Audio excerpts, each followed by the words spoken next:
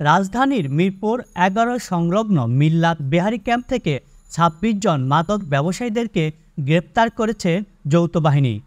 শুক্রবার ১৫ নভেম্বর সকালে গোপন সংবাদের ভিত্তিতে বাংলাদেশ সেনাবাহিনী, র্যাব এবং পুলিশ সদস্যরা যৌথ অভিযান পরিচালনা করে।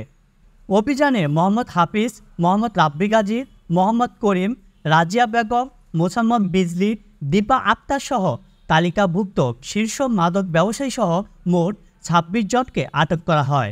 এ সময় অভিযুক্তদের কাছ থেকে ১০০ গ্রাম গাঁজা, ৪৮ পুড়িয়া হেরোইন, ৭টি ছুরি, ৫টি চাপাতি এবং মাদক বিক্রয় নগদ ৩১,২৬০ টাকা উদ্ধার করা হয়।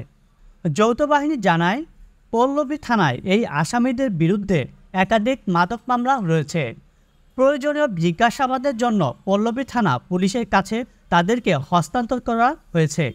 দেশের যুব সমাজকে মাদকের অভিশাপ থেকে মুক্ত রাখতে এবং আইন শৃঙ্খলা পরিস্থিতি স্বাভাবিক রাখতে বাংলাদেশ সেনাবাহিনী কর্তৃক এই ধরনের অভিযান অব্যাহত থাকবে বলে জানানো হয়। হাবিবুল কবি সম্রাট, ২১সংবাদ.com।